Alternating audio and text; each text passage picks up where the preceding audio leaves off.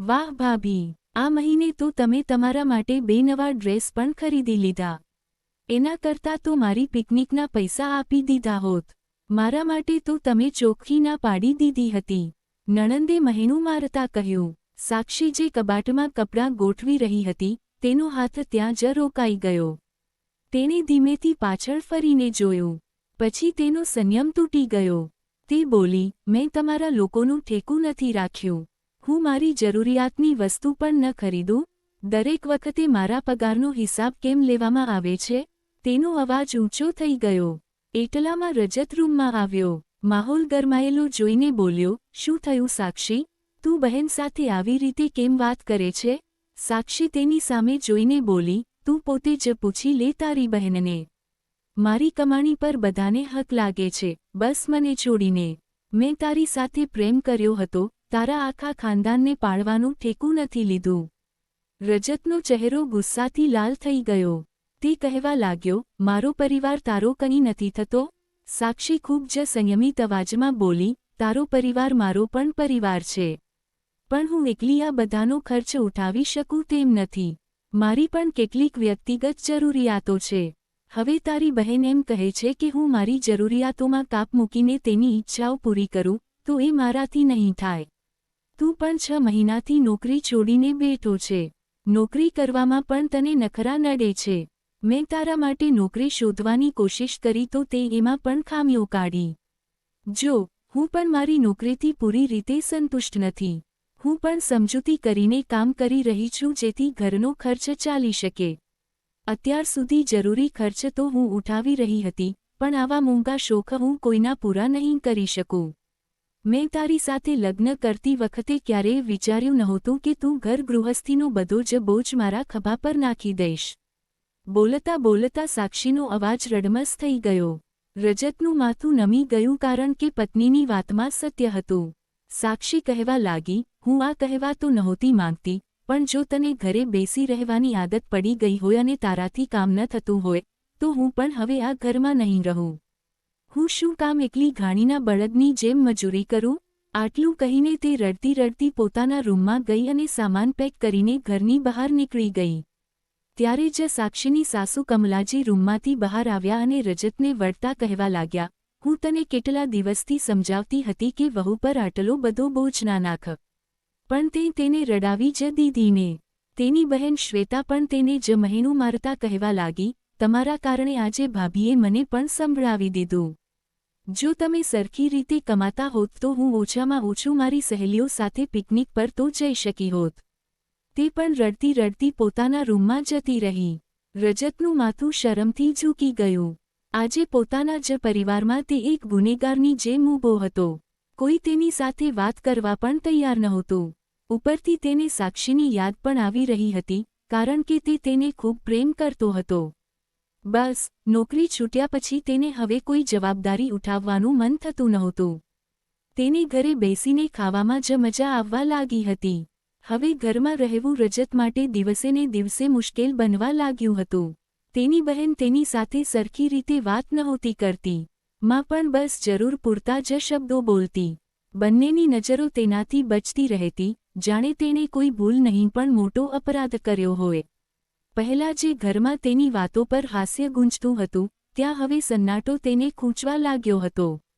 રૂમમાં એકલા બેસતા જ તેને વારંવાર સાક્ષીની યાદ આવવા લાગતી. તેને યાદ આવ્યું કે કેવી રીતે સાક્ષી થાકેલી હોવા છતાં બધા માટે ચા બનાવી દેતી હતી. કેવી રીતે દરેક મહિનાનો ખર્ચ લખીને ચાલતી હતી અને કેવી રીતે હસીને કહેતી હતી કે બધું ઠીક થઈ જશે. આજે એ જ સ્મિત તેની આંખો સામે ઘૂમી રહ્યું હતું. તેને અહેસાસ થઈ રહ્યો હતો કે તેણે માત્ર પત્ની નહીં, પણ ઘરનો અસલી સહારો ખોઈ દીધો છે.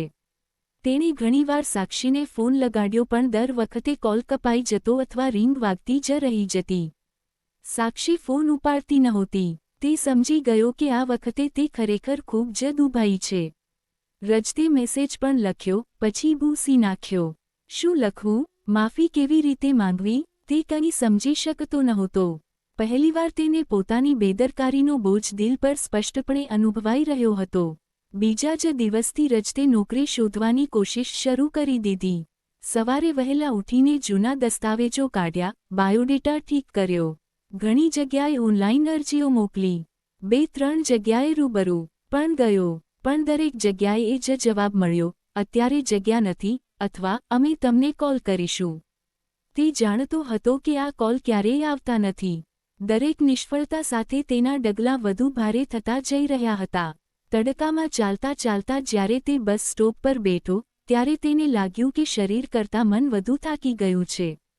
ખિસ્સામાં પૈસા ઓછા હતા પણ પસ્તાવો ઘણો વધારે. તેને વારંવાર સાક્ષીની કહેલી વાતો યાદ આવી રહી હતી, કામ નાનું મોટું નથી હોતું, બસ જવાબદારી નિભાવવી જોઈએ. તે સમયે તેણે વાત ટાળી દીધી હતી, આજે એ જ શબ્દો તેની અંદર ગુંજી રહ્યા હતા. ઘેર પાછા ફરતી વખતે તે દરવાજે થોડીવાર થંભી ગયો. અંદર જવાનું મન નહોતું થતું. તેને સવાલોથી નહીં, પણ પેલી શાંત નજરોથી ડર લાગતો હતો જે તેને અરીસો બતાવી દેતી હતી. રૂમમાં પહોંચીને તેણે મોબાઈલ ઉપાડ્યો, પછી સાક્ષીનો નંબર જોયો. આંગળીઓ ધ્રુજી, પણ આ વખતે પણ તેણે કોલ ન કર્યો. તેને લાગતું હતું કે જ્યાં સુધી તે કંઈક બની નથી જતો, ત્યાં સુધી માફી માંગવાનો પણ તેને હક નથી. તે રાત્રે તે મોડે સુધી જાગતો રહ્યો. પંખાના અવાજ વચ્ચે તેનું મન વધુ જોરથી શોર મચાવી રહ્યું હતું, પસ્તાવાનો, ડરનો અને કંઈક ખોઈ બેસવાના અહેસાસનો. પહેલીવાર તેને સમજાયું કે જવાબદારીથી ભાગવું સહેલું હતું, પણ તેના પરિણામથી ભાગવું અશક્ય. તે રાત્રે પથારીમાં સૂતેલા રજતની આંખોમાં ઊંઘ નહોતી. છતને તાકી રહેતા તેને એક જૂની વાત સાફ યાદ આવવા લાગી. થોડા મહિના પહેલા તેને 2 જગ્યાએથી કામની તક મળી હતી. એક નોકરીમાં પગાર થોડો ઓછો હતો, બીજીમાં કામ થોડું અઘરું હતું. ત્યારે તેણે નાક ચઢાવીને કહી દીધું હતું, આ મારા લાયક નથી. તેને લાગ્યું હતું કે આનાથી સારું તો ગમે ત્યારે મળી જશે. સાક્ષીએ ઘણું સમજાવ્યું પણ હતું, શરૂઆત ગમે ત્યાંથી કરવી પડે છે. પણ તેણે વાત હસીને ઉડાવી દીધી હતી. હવે એ જ દૃશ્ય તેના મનમાં વારંવાર ફરી રહ્યું હતું. તેને પોતાનો જ અંદાજ યાદ આવી રહ્યો હતો જ્યારે તે પોતાના મિત્રો સામે કહેતો હતો કે તે નાનું કામ નહીં કરે. આજે તેને સમજાઈ રહ્યું હતું કે કામ નાનું નહોતું, તેની વિચારધારા નાની હતી. તે પડખું ફેરવીને બેસી ગયો. છાતીમાં એક અજીબ ગૂંગળામણ થઈ રહી હતી. તેણે વિચાર્યું કે જો તે દિવસે હા પાડી દીધી હોત, તો આજે સાક્ષી ઘર છોડીને ન ગઈ હોત. માની આંખોમાં તે પોતાને ગીરેલો, નીચો અનુભવતો ન હોત. બહેન પણ તેને મહેણા ન મારતી હોત. એક ખોટા ઘનશે જાણે આખું ઘર તેનાથી દૂર કરી દીધું હતું. તેણે મોબાઈલ ઉઠાવીને જૂના મેસેજ જોયા.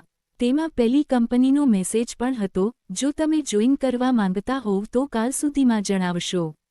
તારીખ જોઈ તો તેનું દિલ બેસી ગયું. તક તેના હાથમાંથી ક્યારનીએ નીકળી ગઈ હતી. રજતે બંને હાથે પોતાનો ચહેરો ઢાંકી દીધો. પહેલીવાર તેને પોતાની ભૂલ એકદમ સ્પષ્ટ દેખાઈ રહી હતી. હવે તેને સમજાયું કે નસીબે દરવાજો ખખડાવ્યો હતો, પણ તેણે પોતે જ ખોલવાની ના પાડી દીધી હતી. હવે તે જ દરવાજો શોધવા માટે તે ભટકી રહ્યો હતો. 4 મહિનાની દોડધામ, ઠોકરો અને રાહ જોયા પછી આખરે એક દિવસ રજતને ફોન આવ્યો. એક નાની કંપનીમાં સુપરવાઇઝરની જગ્યા ખાલી હતી. પગાર બહુ મોટો નહોતો અને કામ પણ સહેલું નહોતું. પણ આ વખતે તેણે એક પળનો પણ વિચાર ન કર્યો.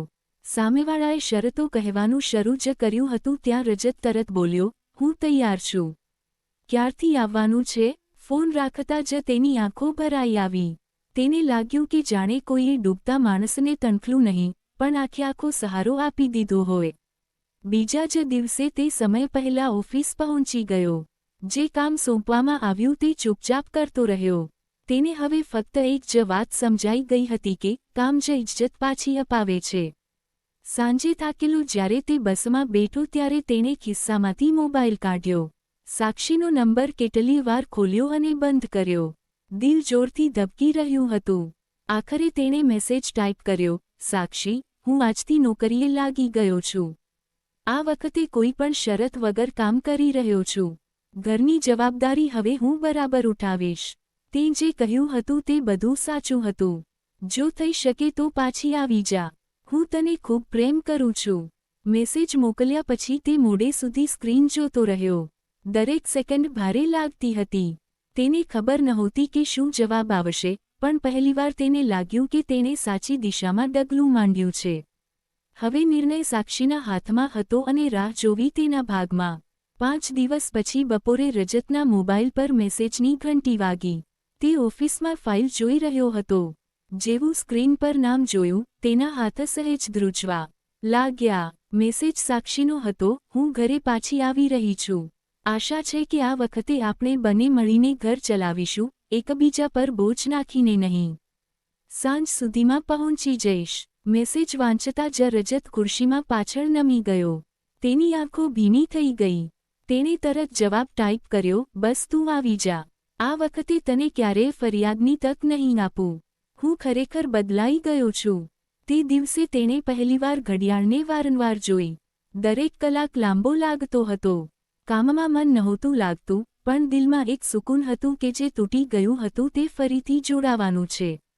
સાંજે ઘરે પહોંચતી વખતે તે રસ્તામાંથી સાક્ષીની પસંદગીની મીઠાઈ અને ફૂલ લઈને આવ્યો. દરવાજો ખુલ્લો હતો અને ઘરમાં એક હળવી સુગંધ હતી. અંદર ડગલું માંડ્યું તો જોયું કે સાક્ષી રસોડામાં કમલાજી સાથે ઊભી રહીને ચા બનાવી રહી હતી. બંનેની નજરો મળી. થોડી ક્ષણો માટે જાણે સમય થંભી ગયો. રજત ધીમા અવાજે બોલ્યો, થેન્ક યુ, પાછી આવવા માટે. સાક્ષીએ સીધો જવાબ ન આપ્યો, બસ કપમાં ચા રેડતા બોલી, થેન્ક યુની જરૂર નથી, આદત બદલવાની જરૂર હતી. કમલાજી હસતા હસતા બોલ્યા, અને તે બદલાઈ ગઈ છે. હવે તમે બંને બેસીને ચા પીવો. ત્યારે જ તેની બહેન પણ હસતી હસતી બોલી, ભાભી, હવે તો આપણું પ્લાનિંગ સફળ થઈ ગયું. હવે તો તમે ખુશ છો ને? રજત નવાઈ પામીને તેમની સામે જોવા લાગ્યો. કયું પ્લાનિંગ? સાક્ષીએ હળવા સ્મિત સાથે કહ્યું, જે ઝઘડો થયો હતો તે અડધો સાચો હતો અને અડધો ઝટકો હતો, જેથી તને તારી જવાબદારીનો અહેસાસ થાય. રજત થોડીવાર ચૂપ રહ્યો અને પછી બોલ્યો, જો આ ઝટકો ન મળ્યો હોત, તો કદાચ હું આજે પણ ઊંઘતો જ હોત. તમે લોકોએ મને પડતા પહેલાં જ જગાડી દીધો. તે રાત્રે ઘરમાં પહેલીવાર કોઈ પણ તણાવ વગર હાસ્ય ગુંજ્યું. પ્રેમ એ જ હતો, બસ હવે તેની સાથે જવાબદારી પણ જોડાઈ ગઈ હતી. સંબંધોમાં અધિકાર કરતાં વધુ સમજણ અને સંતુલન જરૂરી હોય છે. ઘર ચલાવવું એ માત્ર એક વ્યક્તિની જવાબદારી નથી, પણ બધાની સહિયારી ભાગીદારીથી જ શક્ય છે. કોઈની કમાણીને પોતાનો હક સમજવાને બદલે તેના પ્રયત્નો અને જરૂરિયાતનું સન્માન કરવું જોઈએ. તો જ પરિવારમાં પ્રેમ અને આદર જળવાઈ રહે છે.